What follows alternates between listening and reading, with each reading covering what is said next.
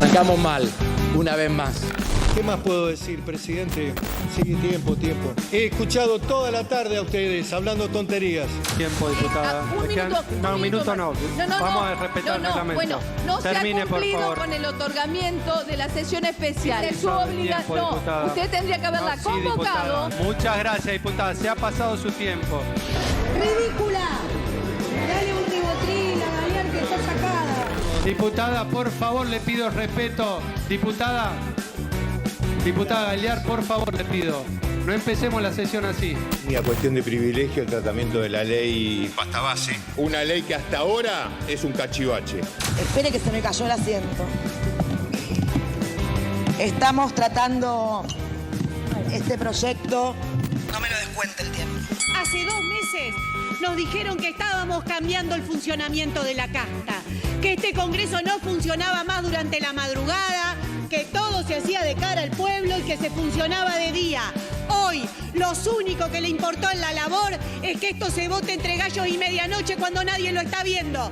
Queremos que haya cuarto intermedio, queremos que se sesione en horarios normales y que todo el pueblo pueda ver lo que aquí se está tratando. Está abierta la discusión. Plantee lo que tenga que plantear. No se hagan la ley ómnibus Vamos encima, a la ley, por favor. le No se pido. hagan una reforma laboral encima, por favor. No se apresuren tanto los empresarios del Yao Yao, los del Rigi. Tranquilos, los empresarios Milken, tranquilos. Nosotros vamos a votar. Y miren, vamos a votar de manera nominal. Vamos a votar con la mano en alto, no acá abajito. Porque estamos convencidos que así es como se cambia un país. Con trabajo, con dedicación, con esfuerzo. Basta de ñoquis, basta de corrupción. Tiempo, diputada Redondé, Sí, voy a por seguir favor. hablando un poquito más porque todos se extendieron. Sí, voy a seguir hablando, pero tengo un par de cosas más para decirle. Y si no, lo lamento mucho. ¿Quieren auditar las universidades? También auditen a Toto Caputo, cómo se la llevó con la deuda. A ver quién cae preso, si los que gestionan las universidades o Toto Caputo. Y como dijo la 2 veces expresidenta y ex vicepresidenta Cristina Fernández de Kirchner, mascotas del poder nunca. Nosotros no vamos a votar esta ley. Sean ustedes los Conan de Milei y de los empresarios. Y la verdad es que les deseo mejor suerte que a Conan, que está en el cielo. Espero que les reserven, aunque sea uno de esos calines en Olivos. Sean mascotas, sean Conan, pónganle el nombre que quieran. Diputada. La patria no se vende. Gracias. He escuchado durante las exposiciones de la oposición estigmatizar o tratar de descalificar al presidente por su apego a los perros. La verdad que me resulta mucho más confiable una persona que tiene apego a sus perros y no como los 4 gobiernos que tuvieron apego a los gatos. Gracias, presidente. Por secretaría se dará lectura del resultado de la votación. 142 votos afirmativos, 106 negativos y 5 abstenciones. Resultado resulta afirmativo.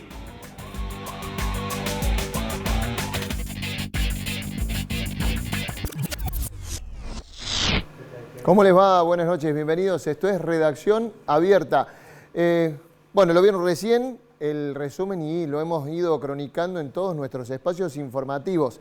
Casi 30 horas de debate en los números generales, a ver, más de 100 discursos de los diferentes diputados que fueron oradores desde ayer a la 1:30 de la tarde hasta hoy a entrada la tarde, como les digo, 30 horas de debate y se terminó aprobando tanto la ley de bases, denominada ley de bases por el gobierno nacional, y el paquete fiscal. Eso, por más que llegó bastante podado al Congreso, es una ley bastante extensa que modifica 223 artículos y la verdad que es un cambio muy, muy importante.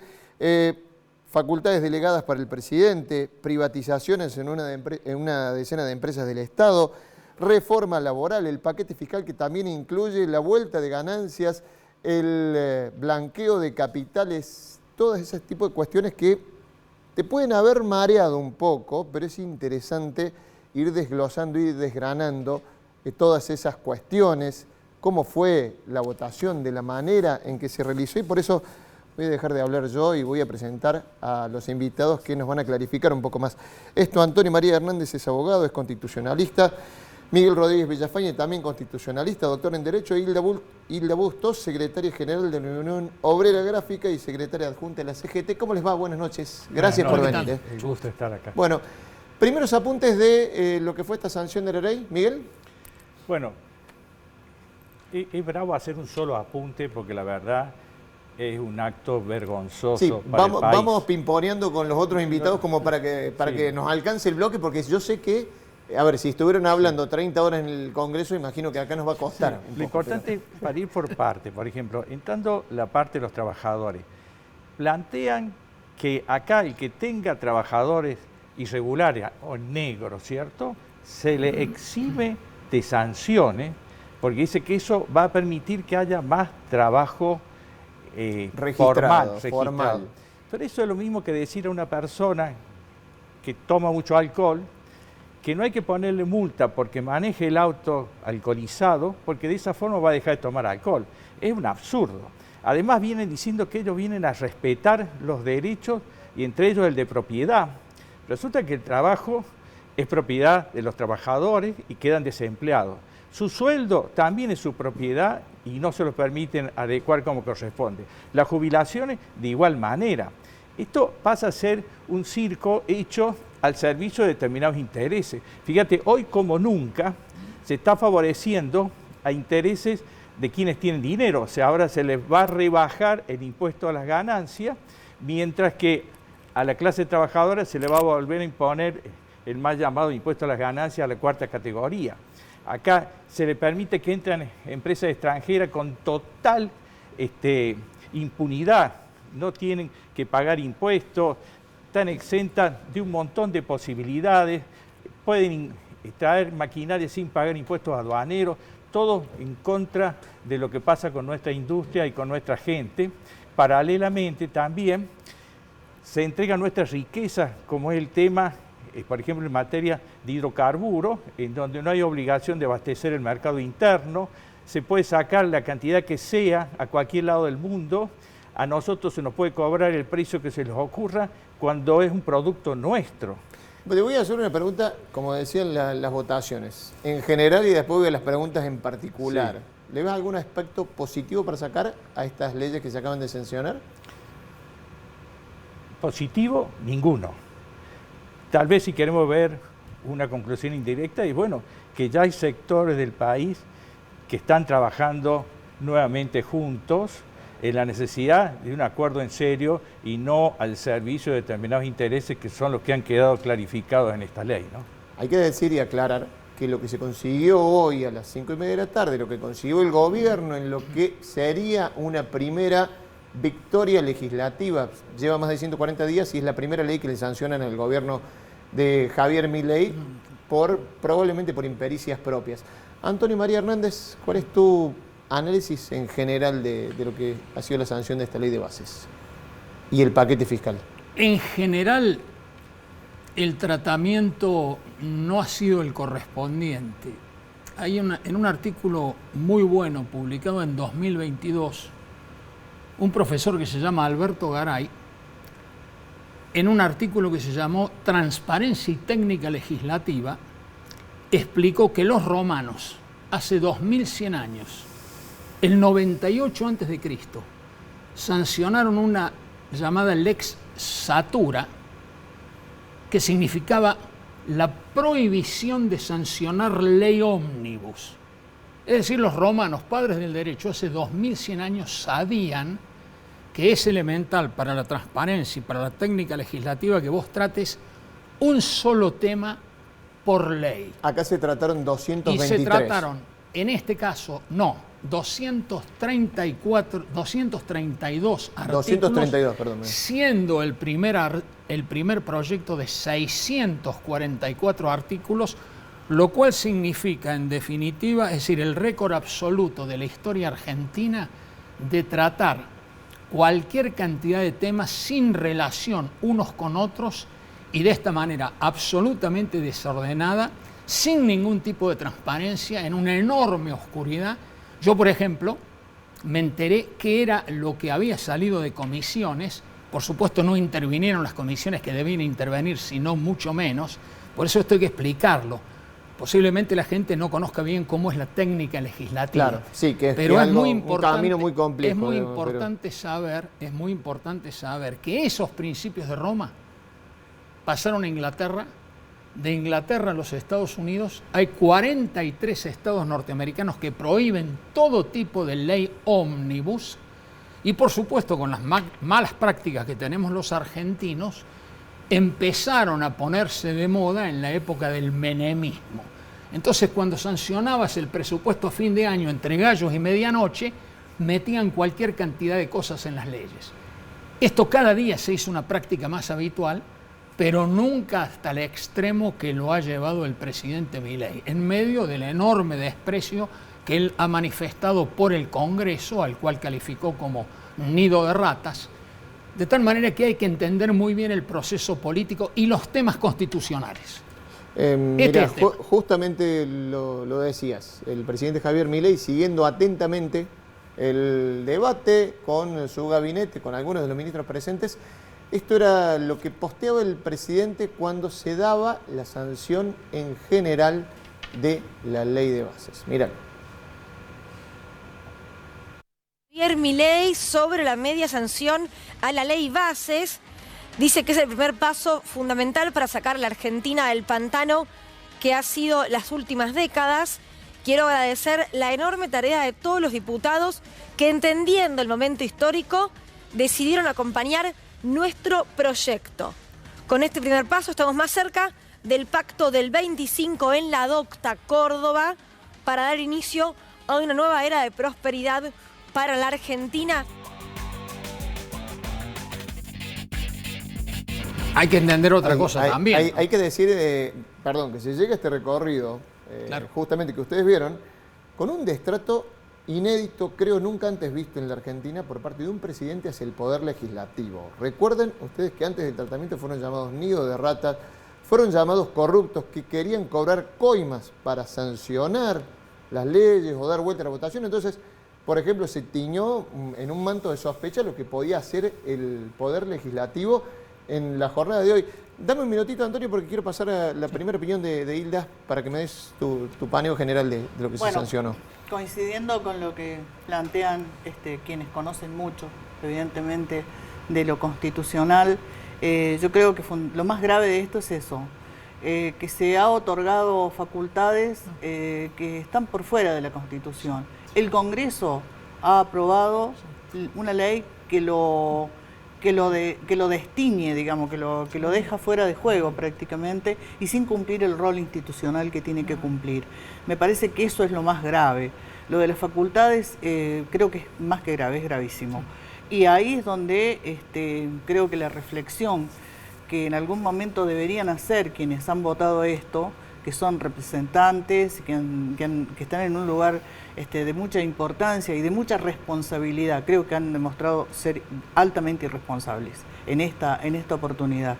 Lo más importante que deberían observar es esto, que no llegamos a 40 años de democracia sin altibajos, sin dificultades. De hecho, no se han cumplido muchas expectativas de esta democracia, pero sí hay algo que se logró y que es cierta convivencia que evidentemente este presidente pretende desestructurar absolutamente. Y a esto estamos asistiendo y además lo estamos sufriendo. No hablemos de la reforma laboral, pero la reforma laboral también se está dando en un marco de absoluta precariedad en la calidad de vida que tienen millones de nuestros compatriotas. Acá hay hambre, no se ha provisto comida a los comedores, hay temas gravísimos como salud, que aparentemente no le interesan a nadie del gobierno nacional. Y esto creo que nos tiene que hacer reflexionar sobre las circunstancias en las que estamos atravesando un supuesto despegue de algo de un país que está postergado, que está estancado, etcétera, etcétera. Yo creo que es inaceptable. De hecho, yo desde lo sindical obviamente que me opongo absolutamente y no repudio la ley esta primero y después, por supuesto, le decimos que no a esta reforma laboral que es inédita. No es cierto que se hayan solucionado temas, como bien decía el doctor Rodríguez Villafañe, no es cierto que esa posibilidad que tienen las empresas, por ejemplo, de no ser penalizadas por no haber registrado un trabajador en tiempo y forma, anime a la creación de trabajo registrado. Esto es absurdo, porque ya precisamente habiendo recordado la época del menemismo, del doctor Hernández, no se produjo eso. En ningún caso se produjo el incremento de trabajo registrado, ni se creó empleo a través de la precarización laboral o a través de beneficios a los empresarios para que crearan puestos de trabajo. Esto no fue en nuestra historia, nunca sucedió. ¿Qué significa que el presidente tenga facultades delegadas? Que es uno de los puntos que, a ver, para bajarlo a tierra. Sí, esto es muy importante, lo acaba de plantear muy bien Hilda. Desafortunadamente nosotros tenemos una patología muy grave en la Argentina. Yo creo que esto sí se va a entender claramente, es lo que se designa como hiperpresidencialismo. O sea, el avance del presidente sobre las competencias, en primer lugar del Congreso, sin adecuada resistencia ni del Congreso ni del Poder Judicial, que en solo pocas oportunidades ha hecho lo que se corresponde a un buen control de constitucionalidad para que haya equilibrio entre los poderes, que es lo propio del sistema republicano. Sumado a ese hiperpresidencialismo, tenemos esa facultad. El hiperpresidencialismo se asienta en el gobierno permanente de emergencia en emergencia, que produce como resultados acrecentamiento del poder del presidente, declinación del Congreso y obviamente afectación de los derechos fundamentales de los ciudadanos. Y nosotros vivimos de emergencia en emergencia. Lo primero que hace un gobierno es decir, no, yo tengo que gobernar en emergencia y el Congreso me tiene que delegar competencias. En la primera ley ómnibus de 644 artículos, el presidente pidió 2 años de emergencia en 11 materias, récord absoluto de la historia argentina. Si no conoces la historia constitucional, no va a conocer bien el derecho constitucional. Y en este caso, es cierto que ha retrocedido. Se trata de 4 materias y de 1 año. Pero en este caso concreto, ¿qué necesidad había de hacer una delegación legislativa, lo cual supone que el Congreso declina sus competencias para darle mayores competencias al presidente? Lo que nosotros necesitamos, primero, acá no hay ninguna emergencia, no hay ninguna duda. Tenemos un problema de decadencia y de muchos problemas los argentinos, pero no ha surgido ninguna emergencia en particular. En segundo lugar, hay que pedir el funcionamiento liso, llano, claro y concreto de la Constitución y de los 3 poderes del Estado. Tiene que funcionar mucho mejor el Congreso de la Nación. Es lamentable lo que ha hecho con esa declinación por 1 año de sus competencias. Y esto origina muchos problemas. En Argentina se gobierna por decretos y Argentina tiene que ser gobernada por leyes. Por leyes. El Estado constitucional y democrático de derecho se basa en eso. Es el gobierno de las leyes. ¿Quién sanciona las leyes? El Poder Legislativo. El Congreso, que tiene la misma legitimidad popular y democrática que el presidente, pero que a la Constitución le otorga la mayor cantidad de competencias. Lean la Constitución. Y obviamente al presidente y a los ministros hay que decirle, se gobierna con la Constitución en la mano. Y si vos no conocés la Constitución, cosa que yo supongo que ocurre acá sin lugar a dudas, tenés que rodearte de asesores que conozcan, porque no se puede gobernar sin respetar la institucionalidad que está en la Constitución Nacional. Miguel, ¿qué le permite hacer el presidente, por ejemplo, concretamente, esta delegación de facultades? Bueno, a mí me preocupa porque el presidente, y hoy se dijo, de Loreo dijo, que yo no entiendo, por un lado dijo que es un inestable, un agresivo, pero aún así lo votó a favor. Esas son de las contradicciones. Después que dijo un discurso encendido, que uno dice, bueno, la conclusión natural de ese discurso es votar en contra, terminó votando a favor.